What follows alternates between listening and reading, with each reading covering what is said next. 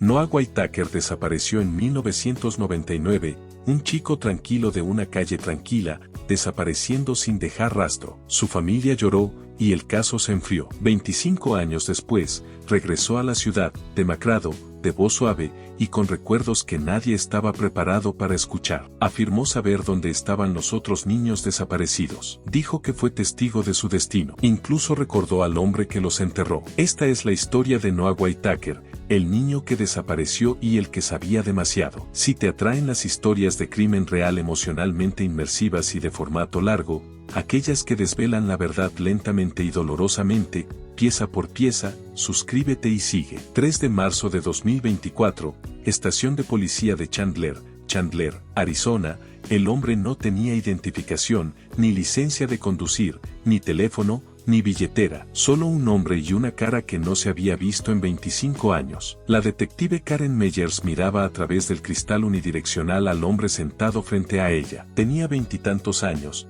tal vez 30 y pocos, delgado, pálido, con los hombros encorvados hacia adentro como si ya no supiera cómo ocupar espacio. Sus manos descansaban sobre la mesa, los dedos temblando como si esperaran permiso para moverse. Dijo que su nombre era Noah Whitaker, el niño que desapareció en 1999. Fuera de la sala de interrogatorios, los oficiales susurraban. El nombre aún significaba algo. Noah Whitaker había desaparecido de su jardín la primavera después de segundo grado. La policía de Chandler había buscado en el desierto, drenado canales, he entrevistado a los vecinos. Encontraron una bicicleta en la acera, una paleta derretida al sol y luego nada. Karen era novata en ese entonces. Recordaba el volante, una sonrisa dentada, una gorra de béisbol puesta al revés y una marca de nacimiento debajo de su oído izquierdo. Esa misma marca de nacimiento ahora asomaba bajo la línea de la mandíbula del hombre. Pasó la prueba inicial de reconocimiento facial, y el técnico de laboratorio había confirmado solo una hora antes, el ADN coincidía al 100%. ¿Me estás diciendo que ese es él?, preguntó Karen. Te estoy diciendo que, biológicamente, sí, ese es Noah Whitaker. Pero algo no estaba bien. El hombre parecía vacío, no herido, no drogado, pero emocionalmente deshecho, como si hubiera pasado años encerrado en una habitación con solo sus pensamientos como compañía. Karen entró en la sala. Él levantó la mirada lentamente. Sus ojos eran marrones suaves, casi gentiles, pero demasiado tranquilos. Dijiste que querías hablar sobre los cuerpos, dijo ella, sentándose frente a él. Asintió. Recuerdo dónde están algunos de ellos. ¿De quiénes son los cuerpos?, preguntó Karen. Hizo una pausa antes de responder con una calma aterradora. De los otros niños, los que él se llevó, como yo. Los adentros de Karen se helaron. ¿Quién te llevó, Noah?, preguntó. Por primera vez, su expresión cambió, no con miedo ni ira, sino con reconocimiento. ¿Lo conoces?, dijo en voz baja. Le has dado la mano. 17 de junio de 1999. Chandler, Arizona, residencia Whitaker. La paleta era de sabor cereza roja. Noah todavía podía recordar esa parte. Tenía 7 años, estaba afuera en una calurosa tarde de Arizona, sosteniendo la paleta mientras goteaba por su brazo. Su madre, Rachel, estaba adentro, doblando la ropa cuando el aspersor del vecino se encendió. El sonido rítmico era tan ordinario que no significaba nada en ese momento. Noah había estado montando su bicicleta en bucles perezosos, ocasionalmente arrastrando el pie para frenar. Aún estaba allí a las 2:41 de la tarde. A las 2:46, ya no estaba. Rachel no lo notó de inmediato. Salió unos minutos después, doblando calcetines, llamando su nombre. Vio la bicicleta tirada de lado y el palo de la paleta dejado a su lado. Noah, llamó, más fuerte ahora. Noah caminó hasta la acera, escaneando la cuadra. El sol era implacable, el pavimento cegador. Un perro ladraba a lo lejos. Un camión de UPS pasó rugiendo. Rachel avanzó más en el jardín, pero no había señales de él. Fue entonces cuando supo que algo había pasado, algo antinatural. Cuando llegó la policía, Rachel estaba llorando, gritando hacia el sol. Los vecinos salieron. Alguien trajo agua, otro trajo culpa. Tal vez se fue caminando. Los niños hacen eso. ¿Ha hecho esto antes? No, repitió Rachel. No, él no se iría. No así. Él sabe mejor. Los oficiales recorrieron la zona en el transcurso de la hora. Los helicópteros llegaron al anochecer. Los equipos de búsqueda y rescate peinaron el desierto y las orillas de los canales. El periódico local publicó el titular a la mañana siguiente: desaparecido, Noah Whitaker, niño de 7 años, desaparece de su jardín delantero. El padre de Noah, Joel, regresó de un viaje de negocios en Houston. No había hablado con Noah en 2 días. Su última llamada telefónica fue breve: te traeré algo frío del aeropuerto, había prometido Joel. Al final de la semana, la bicicleta estaba en una taquilla de evidencia, el palo de la paleta había sido guardado para huellas, y la familia Whitaker estaba rota. 25 años después, la detective Karen Meyer se sentó en su oficina, mirando nuevamente el expediente del caso de 1999. Las páginas estaban amarillentas, las fotos eran impresiones brillantes de un técnico de la escena del crimen que ya se había retirado. Mostraban una bicicleta roja con calcomanías de Spider-Man y ruedines. Noah había sido el tercer niño en desaparecer ese verano en Arizona, uno de Phoenix, uno de Yuma, y ahora Chandler. Los archivos del caso siempre habían estado incompletos. No había cuerpos, ni rescate, ni testigos, solo espacio vacío. Karen había pasado toda su carrera persiguiendo fantasmas. Mantenía un tablón de anuncios en su garaje con fotos de cada niño que desapareció en Arizona entre 1984 y 2004. Nunca se lo contó a su esposa. Y ahora, Noah Whitaker había resurgido, no solo como una estadística,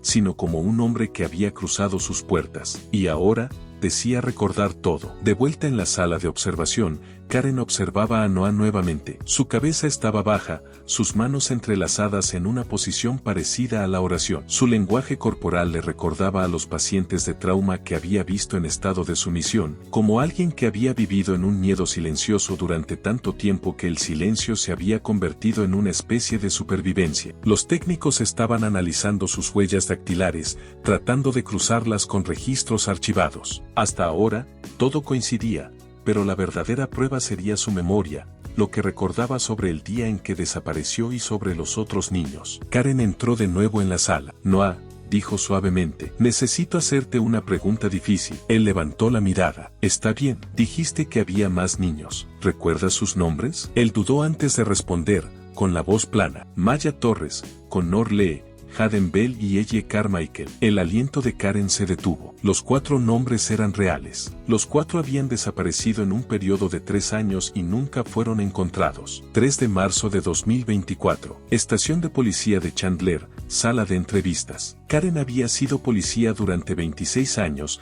interrogando asesinos, estafadores y depredadores que podían mentir sin parpadear. Había visto todos los trucos, todos los engaños, pero lo que estaba sentado frente a ella ahora no era una mentira, era algo peor, la verdad. Noah Whitaker recitó los nombres sin dudar, su tono carente de emoción, como si estuviera leyendo de una lista de compras. Maya Torres, Connor Lee, Hayden Bell, Elle Carmichael. Karen anotó los nombres, aunque no lo necesitaba. Cada nombre ya estaba grabado en su memoria. Estas eran las piezas perdidas de un rompecabezas que nunca encajaron hasta ahora. Diferentes vecindarios, diferentes años, sin vínculos familiares comunes, pero ahora, todos tenían algo en común. Noah Whitaker. Karen preguntó suavemente, ¿cómo conoces a estos niños? Su mirada permaneció fija en un punto de la pared detrás de ella. Vivimos en el mismo lugar por un tiempo. Hace mucho tiempo. ¿Dónde? Preguntó Karen, con la voz fría por el miedo. No sé cómo se llamaba, pero estaba bajo tierra. Karen sintió un escalofrío recorrer. ¿Puedes describirlo? Preguntó. Noah parpadeó y respondió de manera plana, olía a cloro y metal. Había una habitación con azulejos y otra con alfombra, pero del tipo que, Noah dudó. No quiero tocarla. Rasposa. Hizo una mueca, recordando la sensación de sus recuerdos. Ellos cerraban las puertas desde afuera. Solo conocía a uno de ellos por la voz. Él era el que filmaba. Karen se tensó. ¿Filmaba qué?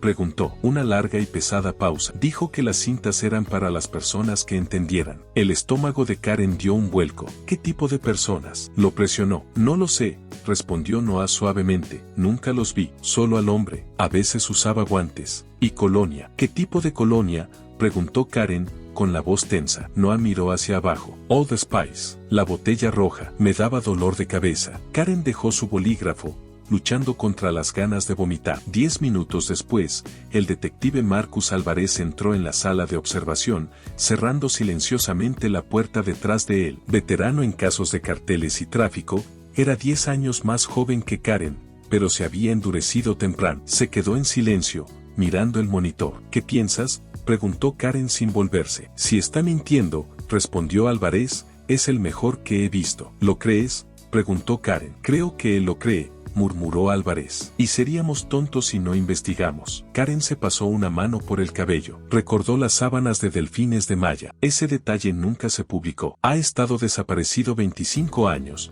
dijo Álvarez, sacudiendo la cabeza. Y acaba de entrar. Algo no cuadra. Mientras tanto, al otro lado del pasillo, un técnico forense estaba escaneando los bordes quemados del pequeño cuaderno de cuero que Noah había traído consigo. La portada decía simplemente por si olvido. Dentro, había entradas irregulares, sin fechas, sin oraciones completas, solo recuerdos fragmentados, nombres, formas, sonidos. Descripciones de una puerta del sótano con 4 cerraduras, un espejo sin reflejo y una canción que sonaba antes de que se apagaran las luces. La canción tenía un título, Sleep Little Keeper. Al pasar al final del cuaderno, Karen encontró un mapa dibujado a mano, sin nombres de calles, sin etiquetas, solo flechas, puntos de referencia y una gran X marcando un barranco arbolado a 3 horas fuera de Chandler. Se volvió hacia Noah, sosteniendo el cuaderno. ¿Qué es esto? La mirada de Noah estaba distante. Ese es el lugar donde estaba la última habitación, la que usó cerca del final. Creo que todavía está allí. Karen lo miró fijamente. ¿Me estás diciendo que puedes llevarnos allí? Noah asintió lentamente. Karen se levantó. Vamos a dar un paseo. El viaje fue silencioso. Karen al volante,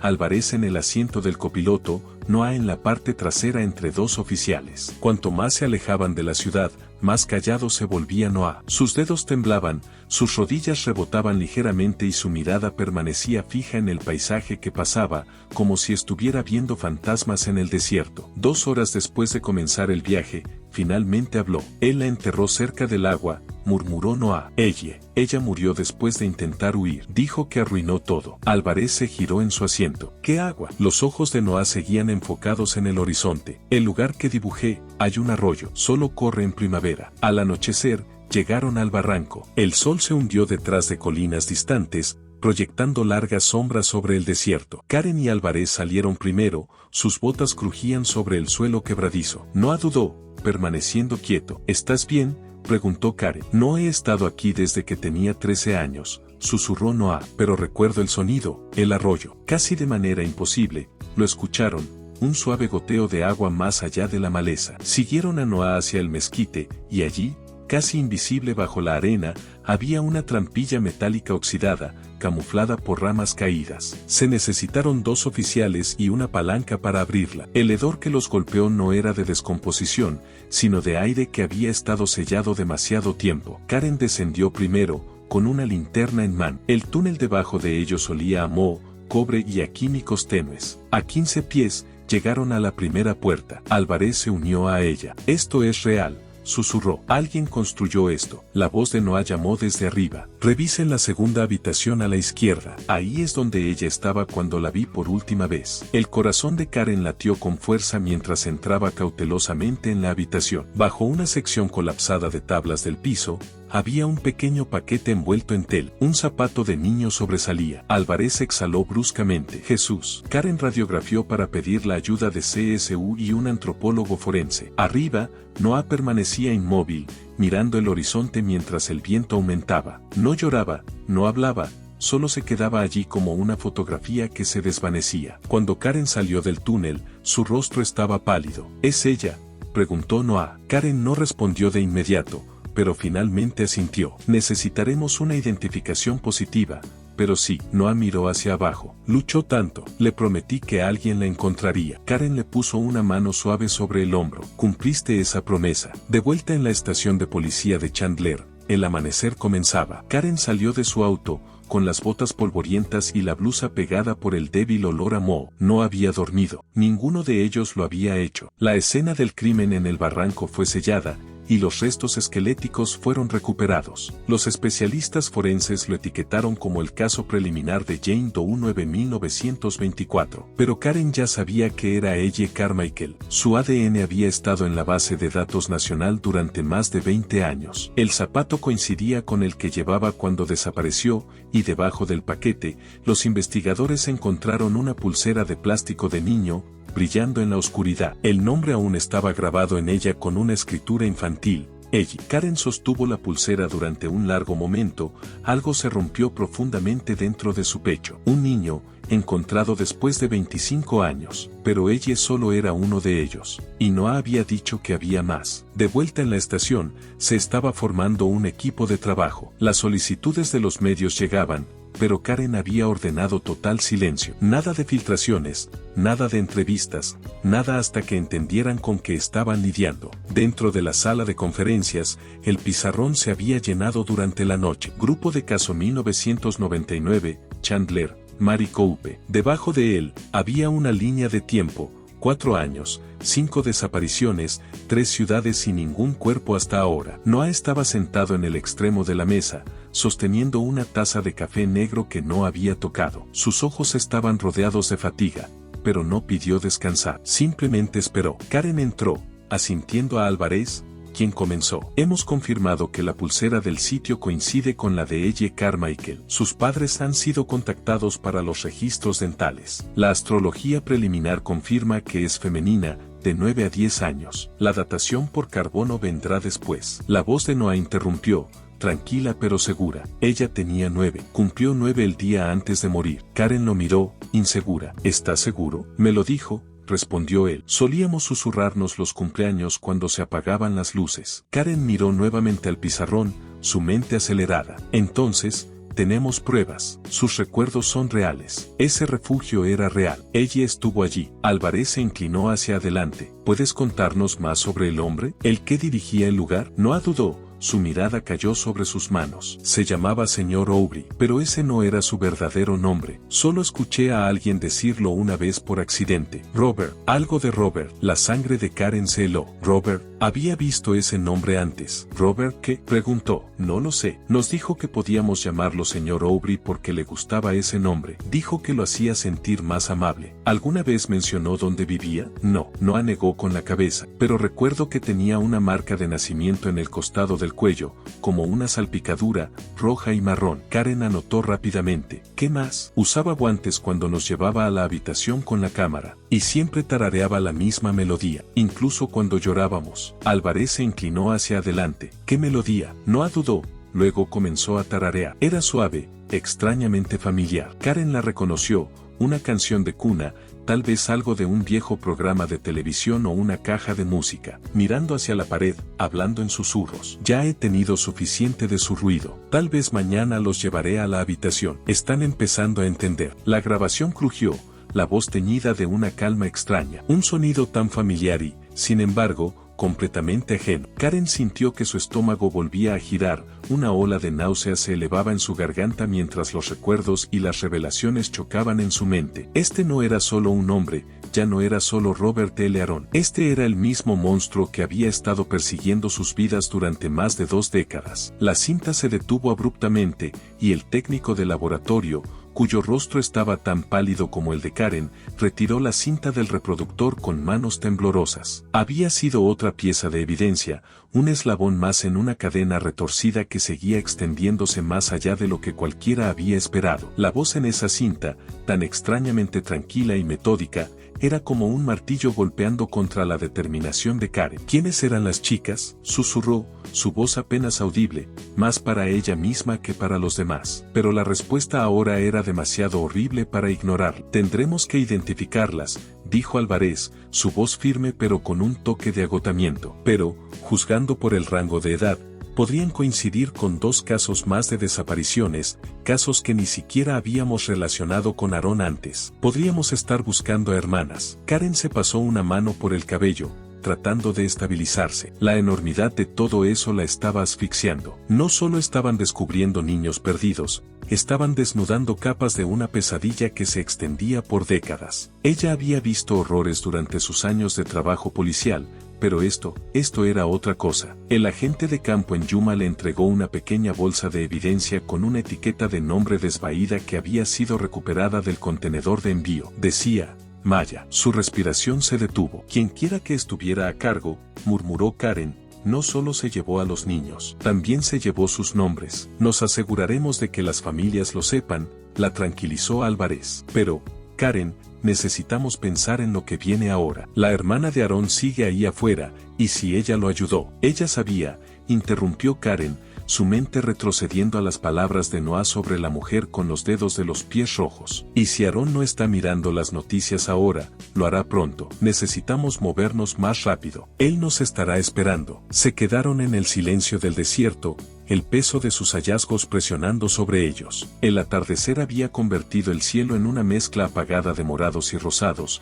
un contraste agudo con el paisaje sombrío que los rodeaba. Cuando Karen se dio vuelta para irse, echó un vistazo al contenedor de envío una última vez. El mundo más allá de él estaba quieto, casi esperando, pero la verdad se movía más rápido ahora. Cada descubrimiento, cada nuevo nombre, cada nueva víctima los estaba empujando más cerca de un hombre que se había ocultado a plena vista durante demasiado tiempo. El viaje de regreso a Chandler se sintió largo, mientras el equipo procesaba los hallazgos de la noche. No solo habían descubierto huesos, habían descubierto vidas, robadas y ocultas. Y ahora estaban a punto de exponer la última pieza del rompecabezas, Robert L. Aaron, el hombre que había hecho del desierto su cementerio. Pero, ¿lo encontrarían antes de que desapareciera nuevamente? 7 de marzo de 2024, Chandler, Arizona. A medida que la búsqueda de Robert Aaron continuaba, los pequeños fragmentos de una pesadilla de décadas finalmente se estaban reuniendo. Sin embargo, las preguntas seguían. ¿Cuánto tiempo había estado Aaron operando en las sombras? ¿Y cuántos otros niños había tomado antes de que se dieran cuenta de lo que estaba sucediendo? El reloj estaba corriendo, sus ojos estaban cansados, pero el peso de la verdad finalmente la había presionado a la sumisión. Lorraine Harland estaba sentada frente a Karen y Alvarez, sus dedos temblando ligeramente mientras sujetaba el borde de la mesa. La pequeña habitación estéril se sentía fría a pesar del cálido sol del desierto justo más allá de las paredes. ¿Sabías lo que estaba haciendo?, dijo Karen sin emoción, su voz plana. Tú lo ayudaste a construirlo, ¿verdad? Lorraine se movió incómodamente en su asiento, su mirada se desvió hacia la ventana antes de mirar hacia abajo a sus manos.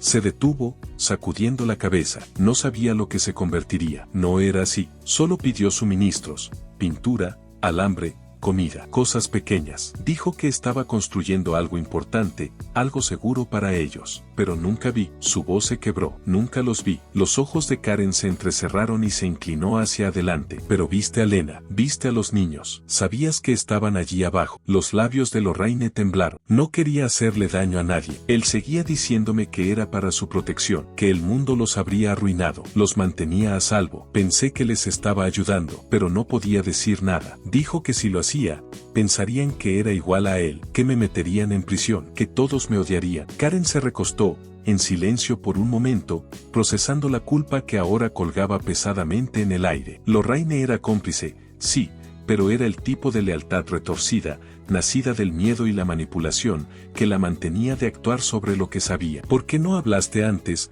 preguntó Alvarez, su voz áspera pero controlada. ¿Por qué esperar hasta que sacamos la verdad de ti? Los ojos de Lorraine se llenaron de lágrimas, y su voz titubeó mientras susurraba.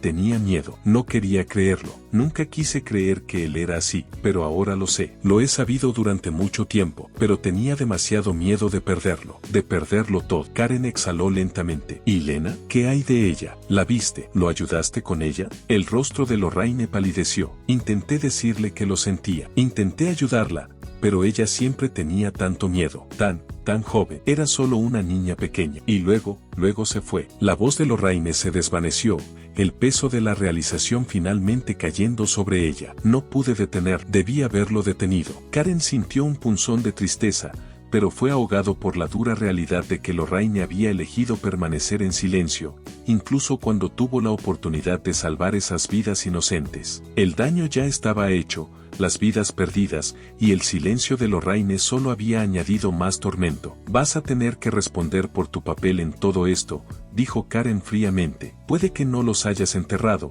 pero ayudaste a enterrar su verdad. Eso tiene consecuencias. Lorraine asintió lentamente, las lágrimas surcando su rostro. Lo sé, susurró. Mientras tanto, al otro lado de la estación, Alvarez estaba revisando los registros financieros, armando los detalles finales de la implicación de Lorraine. Llamó a Karen a su escritorio. El expediente en su mano era grueso, lleno de documentos que vinculaban directamente a Lorraine con la construcción de los búnkers. Pagos, órdenes de suministros, su letra coincidía perfectamente con las entradas encontradas en los cheques cobrados en las tiendas que Aaron usaba para sus operaciones. Tenemos suficiente para volver a traerla, dijo Álvarez, con voz firme. Karen tomó el expediente, la evidencia ahora era innegable. Tenían todo lo que necesitaban para avanzar, para llevar justicia a los niños cuyas vidas habían sido robadas y a las familias cuyos corazones habían sido destrozados. A la mañana siguiente, Lorraine estaba sentada en la misma sala estéril,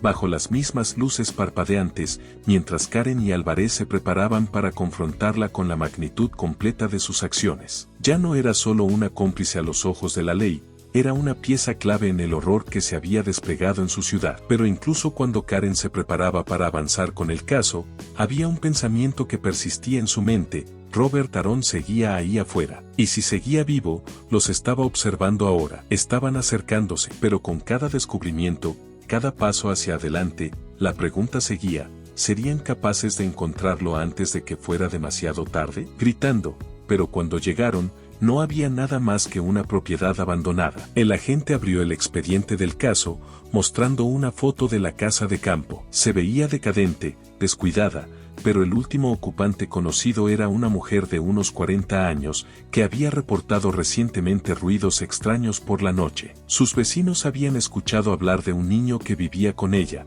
pero nadie lo había confirmado nunca. Ella desapareció hace unos días, y la propiedad había sido alquilada bajo una serie de nombres falsos. ¿Es esta nuestra siguiente pista?, preguntó Álvarez, observando el mapa. Karen estudió la foto por un largo momento, ensamblándola con lo que ya sabía. La casa de campo estaba a solo unas horas del sitio del huerto, una región donde Aaron había ocultado sus operaciones durante años. ¿Podría estar Jacob allí? ¿Había encontrado un nuevo lugar para continuar su retorcida herencia? Vamos, dijo Karen en voz baja, apartándose de la mesa. No tenemos tiempo que perder. Los agentes recogieron su equipo, sus rostros serios, y el equipo se movilizó rápidamente. Cuando llegaron a Winslow, el sol ya se había puesto detrás del horizonte, dejando solo el débil resplandor anaranjado del crepúsculo. La casa de campo estaba tan tranquila como el desierto mismo, el aire pesado con una sensación de presagio. No había señales de la mujer, y la puerta estaba entreabierta,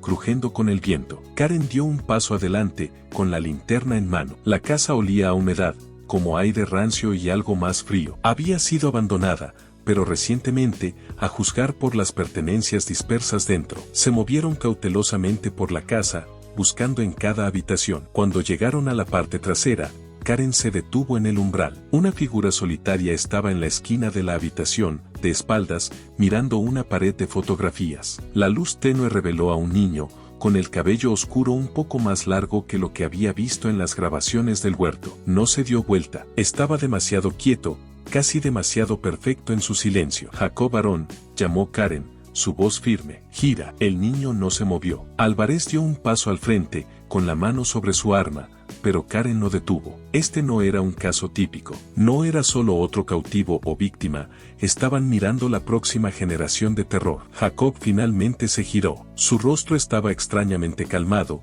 como los otros que habían sido condicionados en los búnkers. Pero sus ojos estaban vacíos, como un vacío que tragaba el mundo que lo rodeaba. Él era la última pieza en el rompecabezas, la culminación de la retorcida herencia de Robert Aaron. Sé lo que están buscando, dijo Jacob tranquilamente, su voz estable, carente de miedo. Estoy continuando el trabajo. La sangre de Karen se heló. Tenía razón. Esto no solo se trataba de capturar a Robert Aaron, se trataba de detener una nueva fuerza de destrucción. Jacob había sido criado para este momento, entrenado para continuar la misión. Tu padre ya no está, dijo Karen suavemente, acercándose, tratando de alcanzar. Esto no tiene que continuar. La expresión de Jacob no cambió. Debe hacerlo, respondió. Tengo que protegerlos. Tengo que perfeccionarlo. Un escalofrío recorrió la habitación. Esto ya no se trataba de detener a un hombre, se trataba de detener un sistema que había sido transmitido, una herencia retorcida que había echado raíces en la siguiente generación. Todo lo que te han enseñado está mal,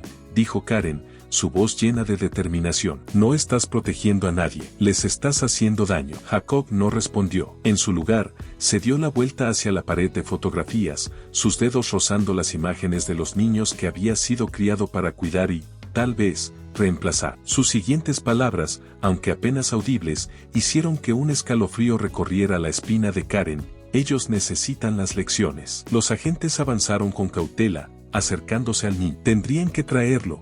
Pero Karen sabía que esto no sería fácil. Jacob Aaron no era solo un cautivo o una víctima, era un sucesor, y detenerlo era solo el comienzo de lo que sería una lucha mucho más larga. Mientras el equipo comenzaba a asegurar la casa de campo y a llevar a Jacob bajo custodia, Karen se quedó en el umbral, su mente acelerada. El daño que Robert Aaron había hecho no solo estaba detrás de ellos, había echado raíces en el niño que tenía frente a ella. El peligro no había terminado con la desaparición de Robert, solo había evolucionado. Esta era una nueva clase de amenaza, y detenerla requeriría más que solo capturar a un sospechoso. Requeriría deshacer décadas de manipulación, miedo y control. Y Karen sabía que apenas estaban comenzando. Pero mientras conducían a Jacob lejos, su expresión inmutable, Karen no podía deshacerse de la sensación de que, a pesar de todo lo que habían descubierto, todavía quedaban oscuros rincones de este legado retorcido por desentrañar. Lo habían capturado, pero el verdadero desafío apenas había comenzado. El sistema de Jacob,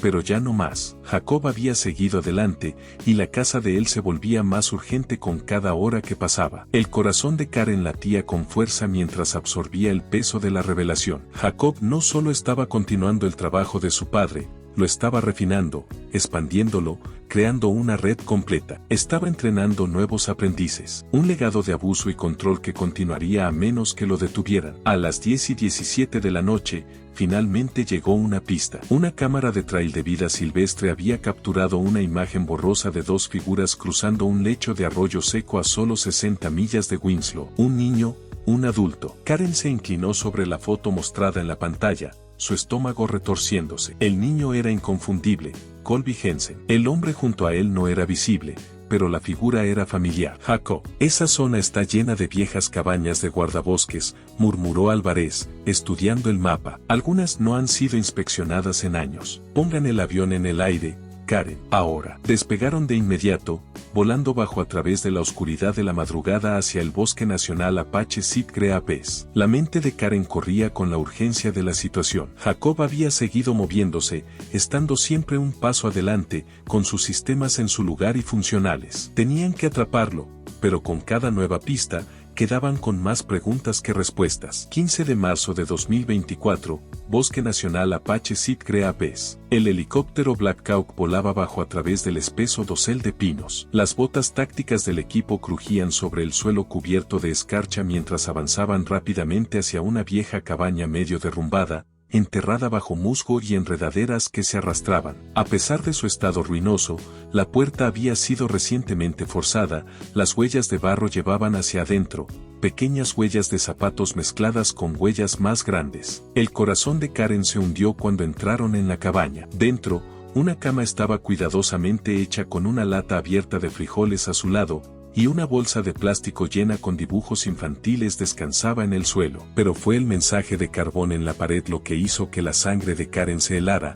Todavía no eres lo suficientemente rápido. Sus puños se apretaron a los costados. Se estaban acercando. La chaqueta de Colby Jensen fue encontrada debajo de la cama, y un pequeño walkie-talkie descansaba a su lado, todavía caliente, todavía encendido. Más tarde ese día, encontraron a Colby. Estaba desorientado, frío y hambriento, pero vivo. Lo habían tomado, pero lo habían dejado atrás. Lo llevaron al centro médico de Flagstaff, donde Karen finalmente tuvo la oportunidad de hablar con él. Cuando Karen se acercó a Colby, vio el vacío en sus ojos. Estaba pálido, sus mejillas hundidas, y sus ojos estaban muy abiertos, vacíos, casi como si aún estuviera atrapado en el mundo que Jacob había creado para él. ¿Te hizo daño?, preguntó Karen suavemente. Colby negó con la cabeza, su voz apenas por encima de un susurro. No estaba listo, dijo. Siempre podría intentarlo de nuevo. Karen sintió un escalofrío recorrerla mientras se sentaba junto a él. ¿Recuerda su nombre?,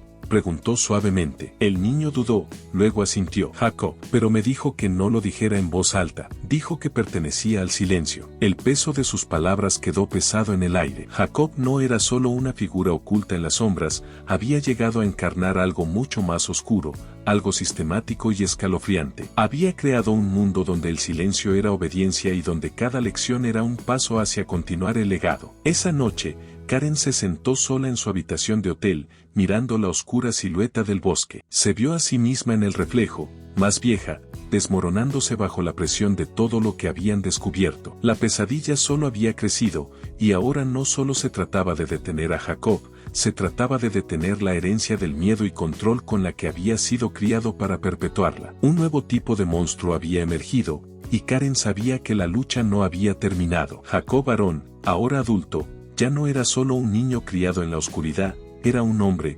completamente indoctrinado, completamente creyente en el sistema en el que había nacido. Había aprendido a sobrevivir, a resurgir de las cenizas del legado de su padre, y ahora, estaba listo para enseñar a otros a continuar con él. A la mañana siguiente, Karen entró en la oficina de campo del FBI, el expediente sobre Jacob varón aún ardiendo en sus manos. La llamada de Quantico lo había confirmado. Jacob no era solo un cautivo o una víctima. Él era el sucesor, había sido criado para reemplazar a su padre. Había heredado el sistema, las enseñanzas y la retorcida misión que Robert Aaron había comenzado. A medida que armaban el rastro, se dieron cuenta de que el objetivo de Jacob no era solo sobrevivir. Estaba tratando de perfeccionar lo que se le había entregado. El sistema no solo seguía vivo, estaba evolucionando. Y ahora, el mundo tendría que enfrentarse a la siguiente generación de terror. Jacob Aaron no estaba huyendo del legado de su padre, estaba asegurándose de que continuara. La pantalla parpadeó, y el más tenue zumbido de estática sonó en el fondo. La grabación comenzó con la misma oscuridad atenuada antes de cambiar a una nueva escena. Un niño, quizás el mismo de la primera grabación, estaba sentado en el suelo. Su espalda estaba recta, sus ojos entrenados hacia adelante, sin parpadear. Una voz, más fría y deliberada esta vez, rompió el silencio. La obediencia se aprende, dijo la voz. ¿Qué pasa cuando fallas? El niño permaneció inmóvil. No había señales de miedo, solo la calma inquietante de alguien acostumbrado a este tipo de trato. El encuadre cambió, y la respiración de Karen se detuvo en su pecho cuando la cámara hizo un zoom en el rostro del niño. Sus ojos estaban muy abiertos, pero vacíos, sin mostrar emoción. Era joven, apenas 8 o 9 años, con rasgos pálidos y poco notables. Era solo otro niño que había sido moldeado al silencio y la obediencia, su humanidad borrada durante horas que se sentían como días. La voz en la cinta continuó, distante y metódica. Lo entenderás pronto. La lección se repetirá hasta que la aprendas. El corazón de Karen latió con fuerza mientras el niño volvía a levantarse, sus brazos levantados en una posición antinatural. Su cuerpo temblaba levemente, como si sostener la postura le doliera. La voz lo instó a mantenerla, su obediencia puesta a prueba de pequeñas formas retorcidas. Karen se movió incómoda en su asiento, su estómago dando vueltas. La naturaleza metódica de las lecciones lo dejaba claro. Jacob no solo estaba tratando de replicar el trabajo de su padre,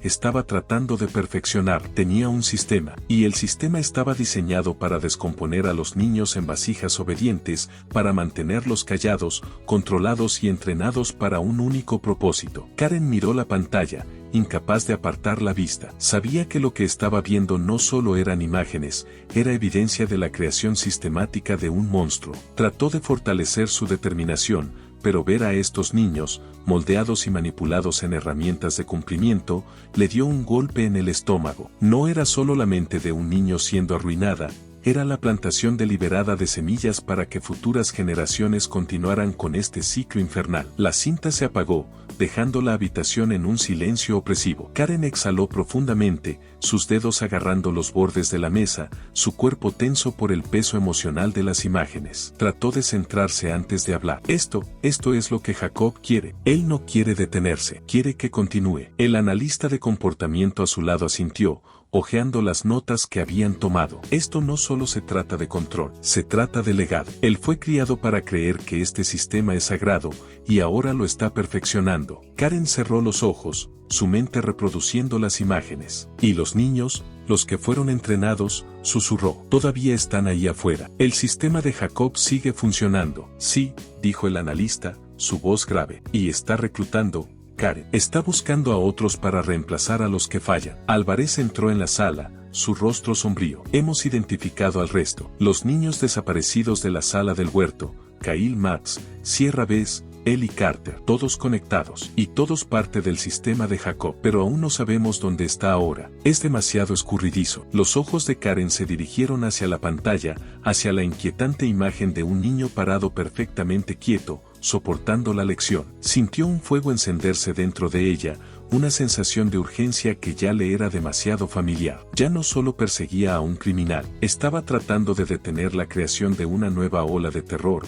una ola que llevaba años en preparación. Jacob no huía de la ley, estaba construyendo un imperio de obediencia, un niño a la vez. Necesitamos encontrarlo, y necesitamos detenerlo antes de que entrene a otro, dijo Karen, su voz baja pero resuelta. Hemos visto lo que sucede cuando tiene tiempo. No podemos dejar que se nos escape de nuevo. Álvarez la miró a los ojos, asintiendo. De acuerdo, vamos tras él ahora. Nada de esperar más. Karen se levantó, su determinación endureciéndose mientras recogía la evidencia y se dirigía hacia la puerta. Estaba cansada del ciclo interminable, cansada del sistema que Jacob había heredado y perfeccionado. Pero mientras él estuviera fuera, sabía que no habría descanso. El mundo había olvidado. Jacob Aaron recordaba, y él estaba enseñando a otros a recordar también. Era hora de acabar con el ciclo. 19 de marzo de 2024. El reloj seguía corriendo. El peso de la fotografía se sentía pesado en las manos de Karen. Mientras miraba la imagen de la torre distante,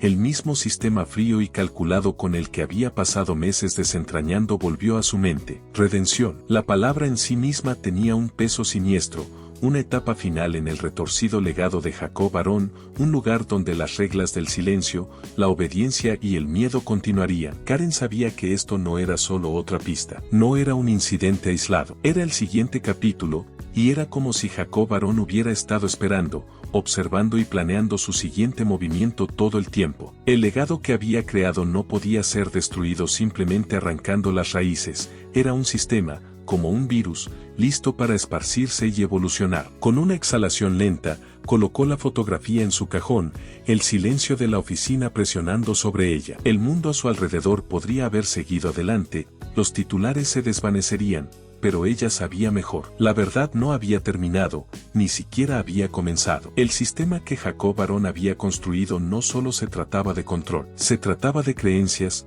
de ideología. Él no pensaba que era un villano, creía que los estaba salvando. En su mente, los estaba enseñando a sobrevivir, a continuar con el legado. Y ahora, con cada paso que daba para derribarlo, Karen era muy consciente de lo profundamente arraigada que se había vuelto esa creencia. Nunca había podido comprender completamente el desapego de Noah, su incapacidad para lamentar como los demás. Pero ahora, sentada frente a él, lo comprendía. Ellos habían sido condicionados. Les habían enseñado a recordar, a no sentir, a no reaccionar para sobrevivir. El mundo del que provenían ya no existía, y lo que llevaban ahora era el eco de esas lecciones. Karen le había prometido a Noah que detendría a Jacob, pero también se había prometido a sí misma que no permitiría que este sistema continuara, que fuera heredado por otra generación. Jacob pudo haber dejado un rastro de destrucción, pero la idea detrás de ello, el marco, era algo más profundo y más difícil de extinguir. Ella pensaba que la historia estaba cerrando, que habían llegado al capítulo final, pero ahora,